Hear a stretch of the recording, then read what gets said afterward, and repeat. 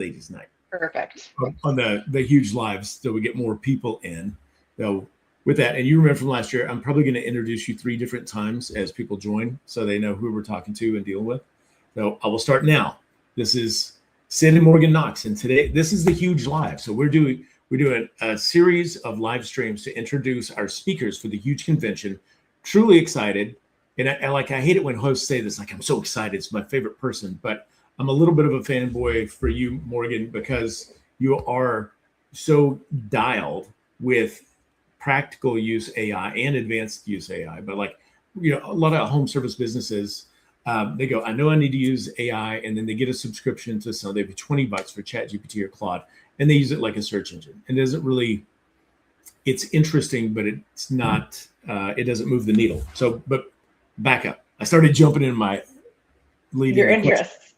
Morgan Knox I love it. is Senior Director of Accounting Solutions at Housecall Pro, and also runs Knox Out AI, and you're an AI advocate or ambassador. You do workshops, you teach people, and a lot of that you do with your husband, who I don't know his name or don't recall his name, and I apologize. Okay. His name is Justin, and I'm not sure you've had a chance to meet yet, actually. Yep, I did see a picture of the two of you together when you were at Liz Trotter's event in North or South Carolina, in the Carolinas, when you got to teach for pretty much a whole day, working with business builders. Everyone there was home service business that was in the $2 to $8 million range. So like people are running a business, not in the field every day. But here's what I want to go first. Did I miss anything? What else should people know about you in the professional world? I don't think that you missed anything. It's kind of an interesting, you and I were just chatting about AI is a very consistent undercurrent to everything that I do these days, and has been for the last 4 or 5 years. But in general, I would say that I'm an operations specialist. And so that's what I do for Housecall Pro, building operational teams at scale and supporting those teams and helping to make them more efficient. And it's also what I've been doing with pros, with home services and local service businesses for years. And AI just happens to be one of the most powerful levers that we have for all of these different pieces of our operations. So it's an exciting time for business. Yeah, oh, for sure. You're going to be speaking at the Huge again this year. How many? I know you spoke last year. Did you speak before that? Is this your 3rd time? I did. I've done a few different sessions. A few years ago, it was a little more focused on like mergers and acquisitions and what it looks like to scale and exit a business. And then it's been more of an AI theme for the last few years, because kind of what I joke about with people, but it's true, is always had that operations focus. But a few years ago, AI became the only thing anyone wants to talk to me about, and I'm game for it. Yeah. Well, I know you did a lot of teaching and training and helping people like build your business so that it can scale and so that it can be sold. And that means having operational efficiencies, all the SOPs, like building it like a business that someone else can take and run. And I can only imagine that your work with AI has streamlined or at least amplified that for your own work, but also for application for mere mortals that run service businesses. Yeah, absolutely. I mean, when it comes to building and scaling a business and removing, not owning a job, as we like to say, there's all of these different pieces of the business that need to really develop and mature. And, one of my favorite things about AI, but what I also think is really an overlooked valuable piece of what AI can do for the business. And what I'll clarify here is when we talk about AI and when I'm teaching about it at the Huge, I'm saying AI, but I'm kind of using it interchangeably with automation, because one of the things that AI does really well for business owners and has made a lot more accessible now is it's a great partner for building these tools and building these automations that are the key to now pulling yourself out of being in the thick of everything and having to wear the 10 different hats that we have as business owners. So that's one of the really key pieces about AI, I think, which is like, for you, Sid, for all of the businesses that you work and you have a hand in, and for most of the business owners that I talk to, where we start is like, when you say something, I want to take what you've said and use it in 10 different ways without you having to repeat yourself 10 different times. And that's where AI is a really great translation tool and a leverage tool to help us get more efficient in our businesses.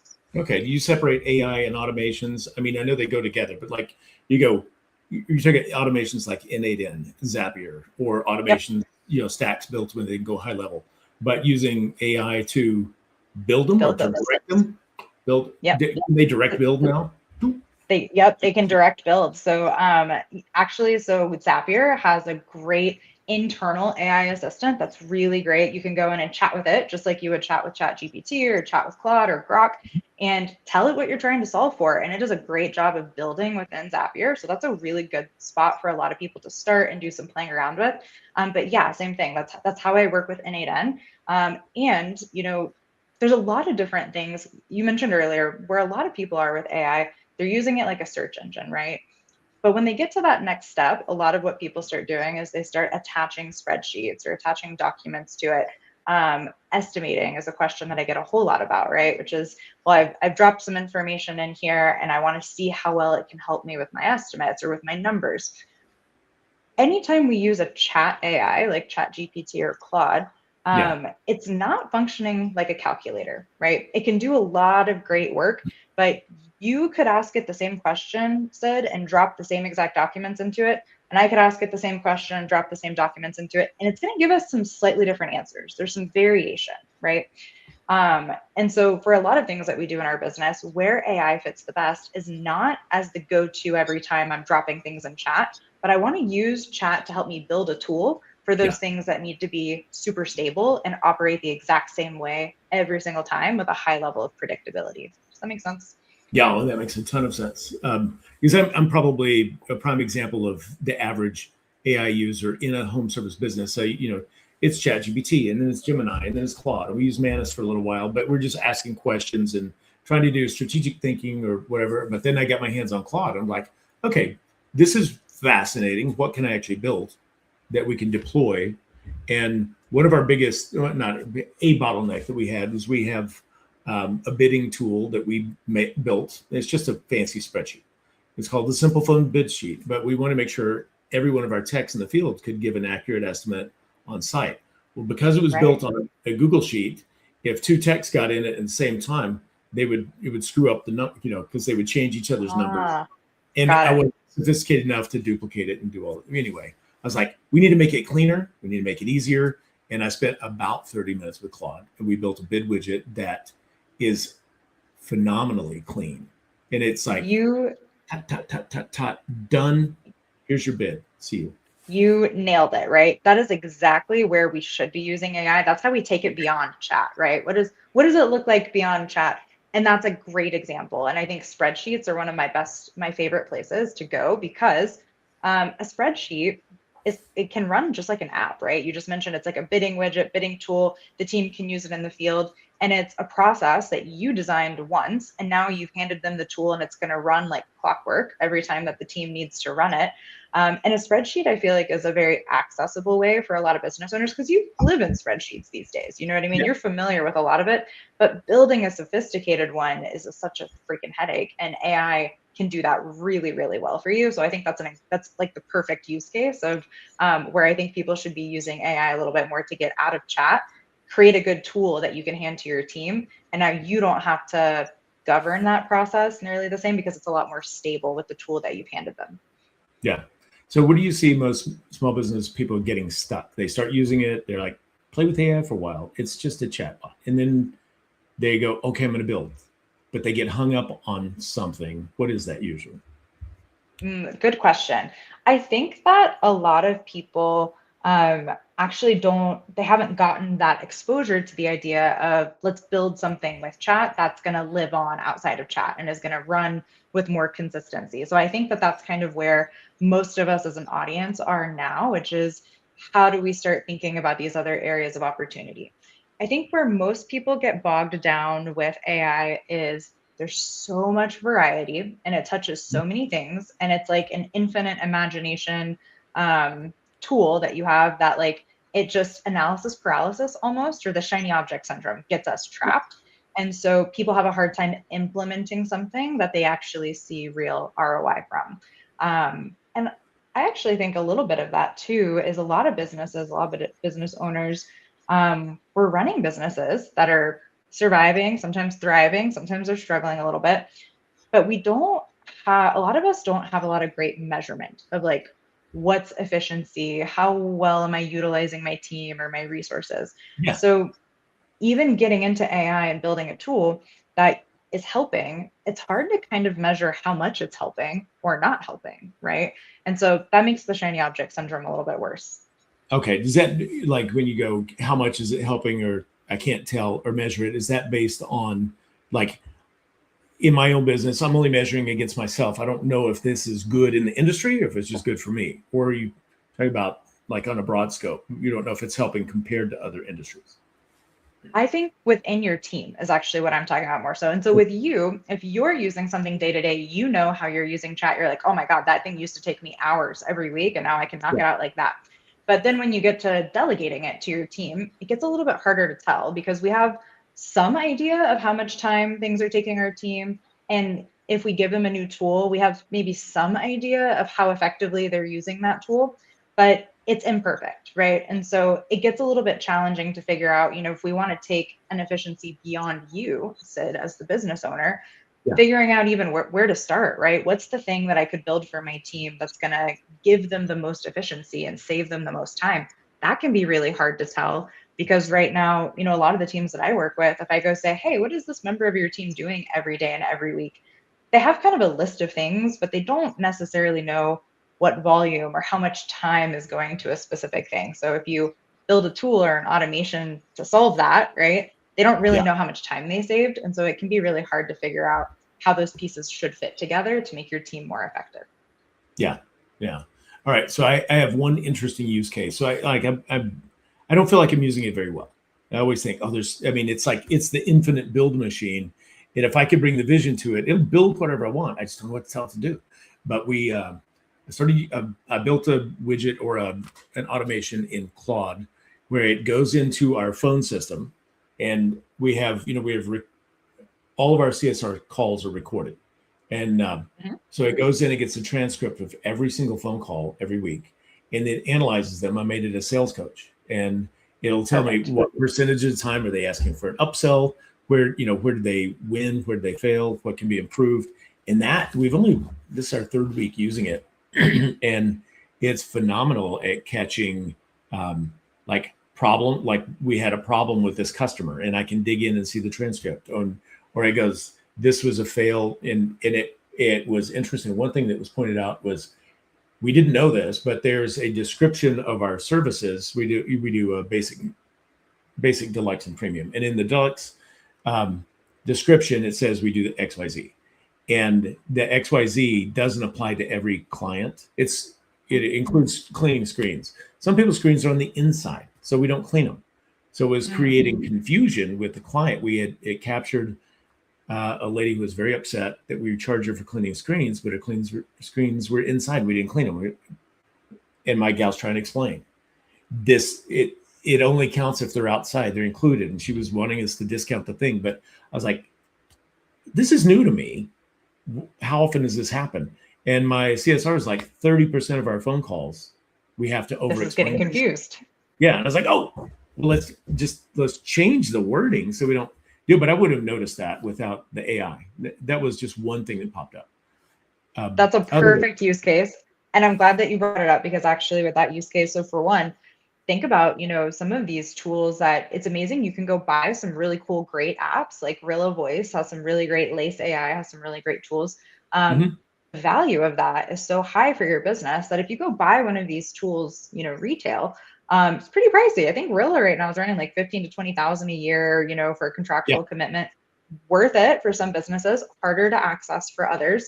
So what you just described is an amazing use case. And it's actually one that I have a little template of a tool that runs on Google's AppScript platform. Are you familiar with AppScripts? I am not. Okay, I'm just going to mention it really quick because since we're talking about it, I think this would be a fun one that I can bring and do as a giveaway whenever we're live on the ground at the Huge, because AppScripts is completely free for anyone who already has a Google account. And it's really just a little coding app layer that's built into Google, like built into spreadsheets. So essentially, this is a little template that I built one that's simple, just like what you did, which is a sales call analyzer that people can edit the prompt, edit the rubric, and start dropping their sales calls in it to get these scorecard views exactly the way that you talked about. And it's a cool tool because people can go customize it on their own. They own it. and it runs off of their own Claude or OpenAI API key.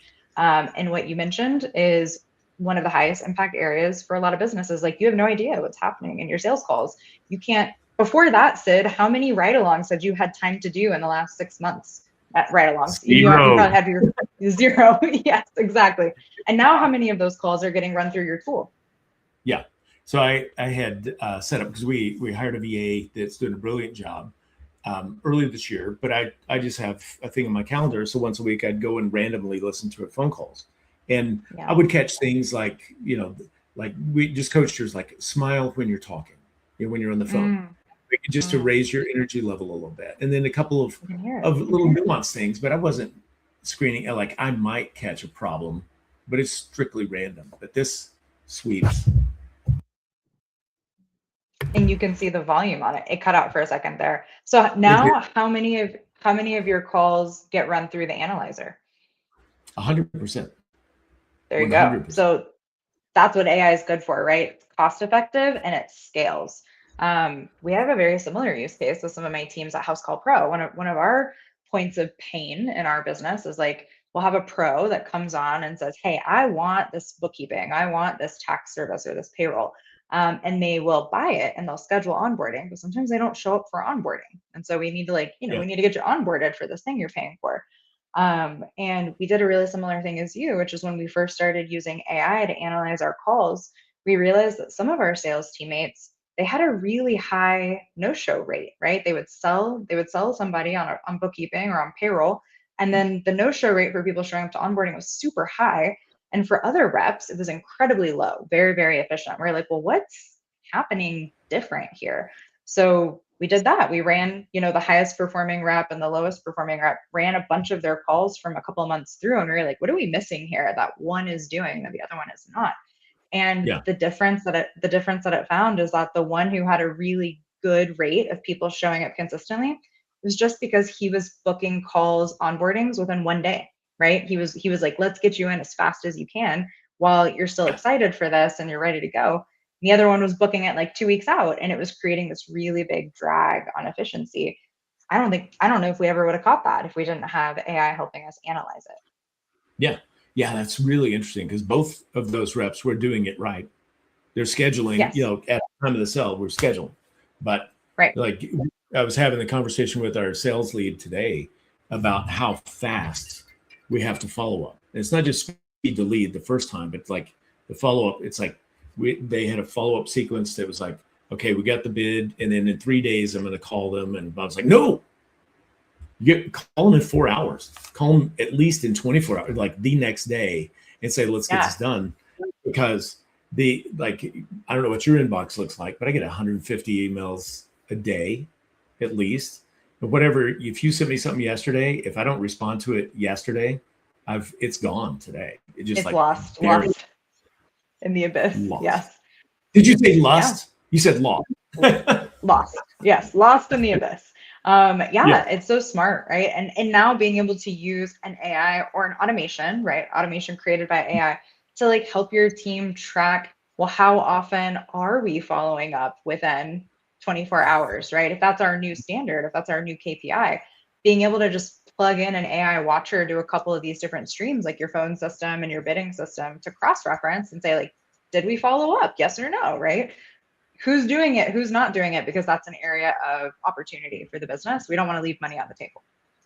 Yeah. Okay. So you have at least a philosophy of have AI eliminate administrative and mental drag. What are the areas that are the biggest? Like, most companies have 3 or 4 places where it's just, I almost dropped the F-bomb. It's really messed up. It's like sand in the machinery. And you go, you know what? If we just do these 2 things, you're going to release so much, at least mental energy, if not hours of time. What are the lowest hanging categories to fix in a home service business? It's a really good question. And I think you point at something really important, which is like, there's things that we get excited about as business owners and we tend to focus on because we have a little bit of higher energy towards it, right? But when you really think about what's dragging at you, where's that friction? Where's that sand in the machinery? sometimes that feels different. And sometimes we don't focus on solving for that as much because it's a part of the business that we're already stressed out about and we already don't like to think about. So I think that's a good opportunity to say like, hey, 80-20 rule, what's the thing that I could solve that's going to solve 80% of my frustrations? And most of the time, what I hear from business owners, kind of funny, most of what people are excited about is marketing. Like the number one thing people have to ask me about with AI is like AI search and like, how do I get found in the new realm of AI? Everyone's super excited about that. But if I start asking you about the parts of your business that feel painful, usually it's like I'm repeating myself all the time. My processes still live in my head. Training is exhausting. You know, I don't like having to double check what my teams are doing all the time. I'm repeating myself constantly. Is probably one of the biggest themes. So as far as good areas of opportunity, I think that how can you stop repeating yourself so much to your team is like one thread that I like to pull on and pull on and pull on. And usually a really good starting point is like start recording all of your meetings. Said anytime you're talking in real life to someone, exactly. Anytime you're online in real life on the phone, record all of that shit in like the easiest tool you can find. And then start dumping those transcripts somewhere that now your team has an AI assistant that they're talking to. So you can pull out your team meetings, pull out your trainings, pull out the stuff that's team safe, right? Drop it in a notebook LM or drop it in a little web app that you build that is an assistant that can now do onboardings and trainings and answer questions and get your team in the habit of starting to talk to that before they come bother the leadership team or try to drag on your attention and your bandwidth. Yeah, yeah, interesting. So from last year to this year, I mean, we had a similar interview last year, and one of the things while we were talking, you used Gemini, I think, to build a website while we were in conversation, and I was Yeah. like, okay, this is kind of popping my head, but now that seems pretty normal.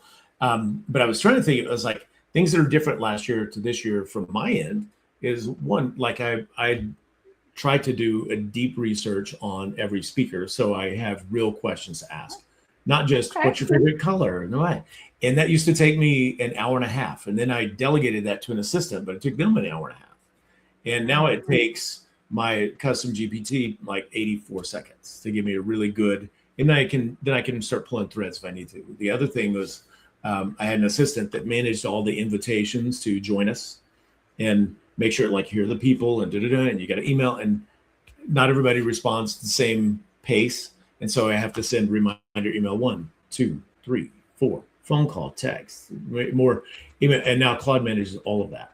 And I was like, oh, Yeah. this is great. So I actually don't have that assistant this year, not because they weren't wonderful, but there's not anything really for them to do. I was like, oh, this is cool and fun, but Yeah. it Yeah. eliminates that. That's a great example. I think that's a great example, plugging Claude into your, and it's funny that you mentioned it's like, you know, a year or two ago, that was kind of my top of brain thing as well, which is plug Claude into your email and like your team's messaging platform. You know, my teams use Slack, a lot of other teams use Slack or sometimes WhatsApp. Attach it with a connector, whether we're saying Claude, but ChatGPT, whichever one you're using, attach it as a connector, and it's really good at handling group conversations. It's really good at sending direct messages to different people, helping you look at follow-ups. Very similar to you, you know, whenever I'm hosting workshops now, a lot of the workshops that we do are kind of there's, you know, AI can touch a bunch of different things. We do a lot of work with like builders groups and stuff like that. So it's gotten a lot easier for me to use Claude to build these really good surveys, help me send them out to the team, track who's responding, and then parse through all of their answers to help figure out, okay, how are we going to adapt or, you know, customize this content to make sure that we're hitting the notes it needs to hit. That would have taken hours and hours, and I can get it done in 15 minutes now because it's just so much easier to do. Yeah, yeah, for sure. So if with where to implement AI for impact in the business, or most people like, is it a do-it-yourself thing, or is it like hire an implementer, hire somebody that comes in, picks your brain, translates it into tools that you implement? What are you seeing? What's like my assumption is most do-it-yourself guys just get hung up on it and never get it executed, but that may not be true. What do you see, and what do you suggest? Oh, it's a good question, and I think my thinking on this is probably going to keep evolving. Said so. Let's keep checking in about this every 6 months to a year. How I think about it right now is that there's a lot of pieces of like building things, building tools and apps with AI that are probably more advanced and more technically dense than most business owners should be worried about getting their hands in, right? So I think set that aside for now. I would not recommend going and hiring a specific person to go do that for you, though, unless you have an incredibly specific, clear reason for what that is and why it needs to be solved, and what it's going to translate into for your team in terms of savings or what that impact is going to be. And the reason I say that is because I do see a lot of people that are excited about the technology and they jump into it and they start throwing dollars around and they don't really have a clear strategy or plan. Mhm. And it's very hard to manage someone else as a vendor, very hard to manage a teammate or a vendor doing something that you don't have as much understanding of, like what good looks like or how fast it should go, right? Yeah. And so I think, like, rather than trying to pay someone to build a new tool for you, you're probably better off finding someone who's already built it in the marketplace. You're paying, either way, you're paying someone else to build it and maintain it, but you're going to Mhm. have probably an easier time as a consumer on that. So I think that's how I would think about it for right now. And like little bits at a time, business owners and their teams should be, what's the next feature that makes sense to me that I can start using and actually focus on implementation rather than trying to do all of the things AI and automation can do. Like pick one and really get your teeth into it. And you're going to learn so much when you do that. It's going to make it a lot easier for you to kind of pick up that next project and learn a bit more as you go. Does that make sense? Okay. Yeah, that makes sense. So I'm going to add a broad. Here's the question. You have a great background. You're a very clear thinker between whether it's bookkeeping, accounting, processes, building strategy, running AI. And my concern for myself is I'm going to build a bunch of little AI helpers and tools and, widgets that work. But really all I'm doing is duct taping a bunch of shit together that individually they're cool. And then I lose track of them and they don't really communicate tech. How do you have a structure to build a strategy for like a real AI implementation? So you're literally not just building things and duct taping them together. Little one-offs. Yeah. How do you? It's a good question. I think I will not say that I approach this perfectly, because I think the way that I'm thinking about this and the way that I approach it to date is kind of more similar to what you're talking about, which is one narrow problem. Like years ago, my husband was teaching me long range shooting. And one of the things that they taught me for doing long range shooting that I thought was really interesting was aim small, miss small, right? Yeah. If you have a really small, narrow focus, it's so much clearer if you've hit that or not. And so in some ways, that approach, one very specific problem, build something to solve for that specific problem, rinse and repeat, rinse and repeat. It can feel like, and you could look at it as like duct taping a lot of things together, or you've got very clearly defined and working workflows. And so as long as you have good documentation around those, as long as your team understands like which tool to use for which problem, I think that that's worked well for my operational teams.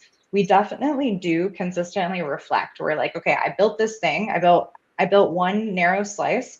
And when I build the next slice, once those are both working, I can come back and look at like, is there a way to sort of combine them in the same place, in the same tool? Can I combine those automations so that they're a little bit easier to monitor or they're easier for a member of the team to work within? And so that's how we tend to do it. I think it's bad for innovation if you try to over engineer the whole thing from the front end. So I do think the way that I approach builds is definitely like a narrow slice at a time. So you're really crystal clear on what you're working against at each piece, and how to fit them all together. I think does work better on the latter half of that, from my perspective. But it's a design question. So you're gonna have a lot of people who think about it differently. Yeah. Yeah. I'm curious how you keep your builds and things organized, especially if you're deploying them to a team. Like, where does that live?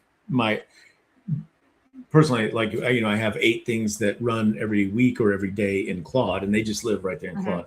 But I found myself, I was looking for something very specific that I had done, and I couldn't remember, was it in Chat GPT? Was it in Gemini? Was it in Claude? And I couldn't fucking find it when I needed it. And I was like, how can I organize things where the stuff that's important or pertinent lives somewhere where I can access it? I mean, a dashboard for my widgets or tools. Is that a thing? I'm sure I could build a thing. Yeah, I think that more than one way to slice a cat. Definitely the way that we do it is we just got some good SOPs and documents. So if people build a different tool, we've got like a spreadsheet that's like a tool library. That's how we think of it, right? And we have a little bit of a description, like here's the link where you can go use it.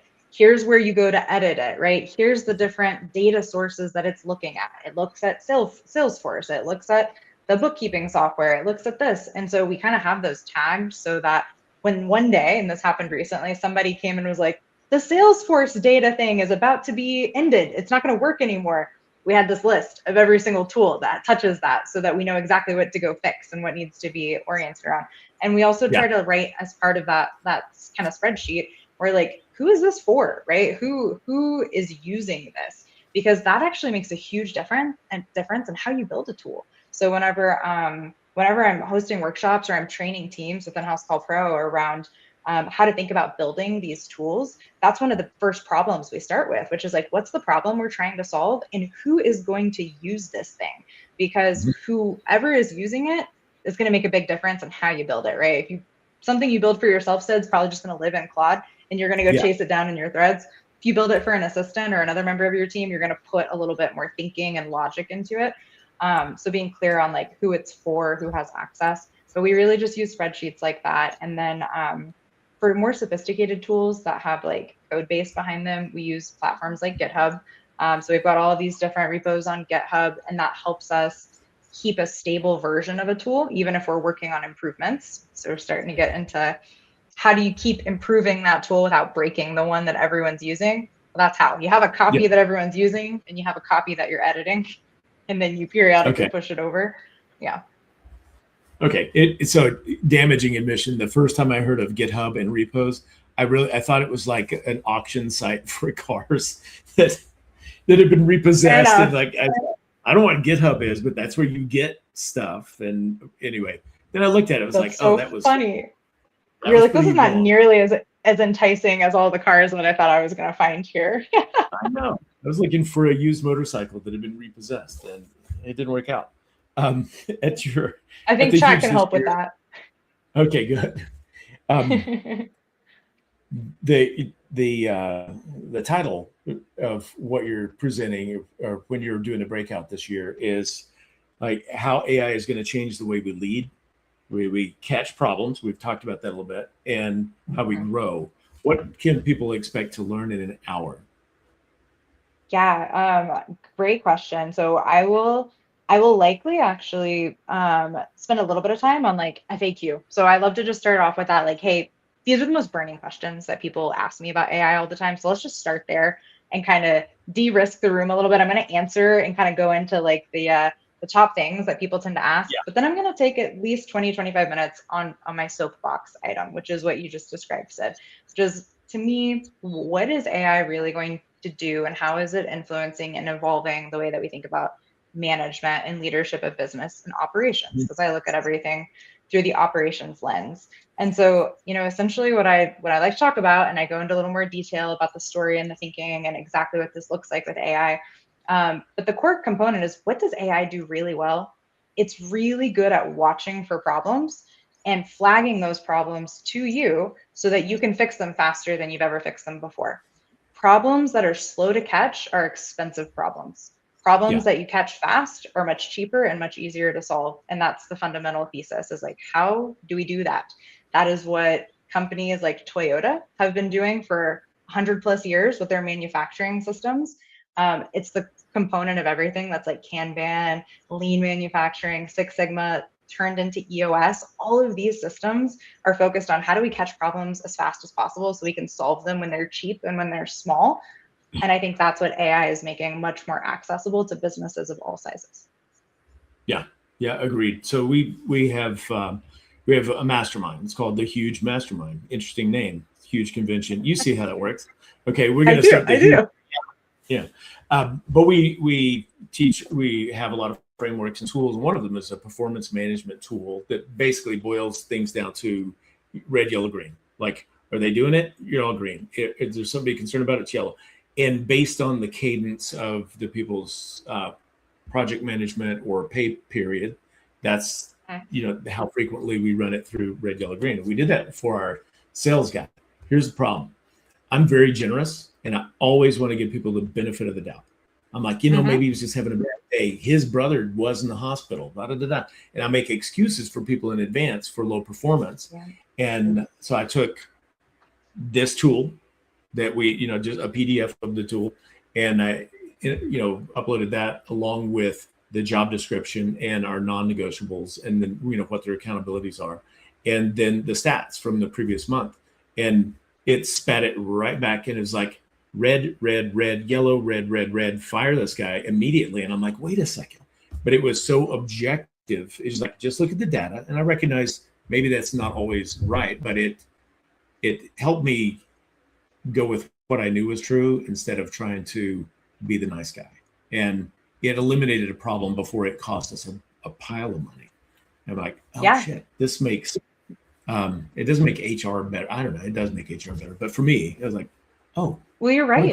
Having it in black and white really changes the reality that you face every day as a leader, right? Because you're right. Like, we want the best for people. We want to see the best in people. And this is the part of management, and it's the part of operations that is definitely the hardest for every single business that I've worked with, which is it's very difficult to confront issues and accountability problems and stuff with their teams. And it's part of what's actually a little bit hard about some of this, using these AI and automations to make it easier to see, right? Because, for example, you mentioned you have this tool for the mastermind. I don't know if you knew this, Sid, but I'm a little bit psychic. I'm going to read your mind right now, okay? I'm thinking about what's the number one problem with that tool that's hard. Is it that people have a really hard time filling it out and actually using it? They have a hard time putting the data into it with consistency? Yeah, 100%. Yeah. That's everyone's problem everywhere across the board. Is like managers and middle managers, they spend a ton of time chasing paper and chasing data to plug them into these scorecards. That's where AI, you just cut that out. Just stick the AI in there to push the data from one to the next, or the automation in this case, and just remove that so that the problems are being flagged faster and with more consistency, right? But what you mentioned right there with, it can be hard to make that hard call, but when the data is right there, you make it faster. And that's so relatable, because every single business owner I've ever asked, I've said, how many of you have kept an employee in the team for 6 months longer than you probably should have? Every single one of them raises their hand. Yeah. That's what makes it easier to solve for. Yeah. So one of the things we did, this is about you, not me, but I keep taking the wheel. Sorry. Perfect. I use a Plod Note pen, a little AI recording device. I have one that shirt, but actually stopped recording yesterday. I was bummed. But I'll take it, and I have every weekend I do a review of my top management, and I hate typing stuff in. I get my head hurts when I have to type a lot of detail because I want it to be so precise. But I love talking like this and talk to you, so I'll just turn on a topic and talk to it and go send it, combine it with the tool. Boop, and it lines it up, and so we use that for our performance bonuses and things like that. That used to not get tracked, and now I just talk to it about it, and it tracks it. It automatically calculates it, and it makes life easier. Last thing before we go, I'm looking at my notes to make sure I get everything. I kind of covered all my questions. Man, that's too bad. I'm sure more will come. Sorry, I know sorry, I know I'm lagging just a little bit on you. Talking to it, like you mentioned, that's my favorite way to use it too. I like to talk to it wherever possible. So I love that you recommend that. All right. You want to hear my other silly use case? So this time of year, I like to ride motorcycles. And so guys that ride just go for a ride for no reason. We'll ride to get a hamburger and turn around and come back. And so I clipped my little recorder inside my helmet while I was driving through town. I was like, oh, I'm just going to I've just recorded. I just said the name of every business that I saw that we don't do work for that I would like to have as a client.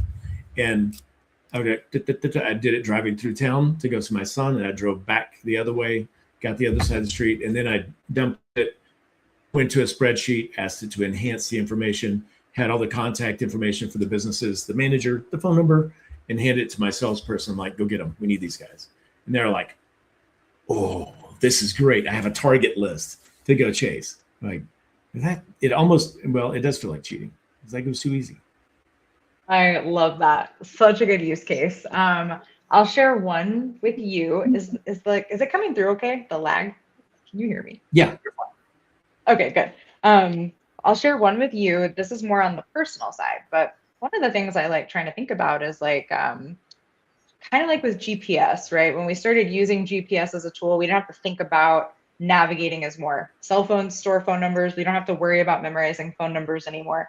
But I always wonder, well, what else are we doing with that opened up mental bandwidth, right? So I try to think about, well, how can I use AI in a functional way to make me better at something or teach me a new skill? And one of my favorite ones is cooking. So I use AI as a sous chef, and I have it customize recipes and teach me techniques. And I frequently use it to host dinner parties, sometimes fairly large, complex dinner parties. So I think that's one of the fun things to do is think about where can you use this amazing tool to improve your own skill set and practice different things or use it as a coach or an expert. And that's been one of my favorites is becoming the hostess with the mostest using AI as my sous chef. That's cool. I was so busy in our conversation, I wasn't looking at the comments, and I got to say hello to my buddy Craig. Craig is the human AI, and he's also HCH. Excellent. No, that's really good. Okay, cool. Well, I could go on for hours and start asking you questions and let you teach me. But I look forward to seeing you in Orlando. In only 2 weeks. 2 weeks. In just a couple weeks, yeah. And I'll be there a little bit early. So maybe if you have a breather, we'll catch up and get to riff on some of these fun things. But yes, I'm very excited to see you down there and everyone else. Thank you as always for the invitation. I get to come out and collaborate. Yeah, for sure. Well, thanks again. Please stay on. I'm going to end the live stream, but I've got a question for you. I need to ask before we go. You got it. All right. Thank you very much, Morgan.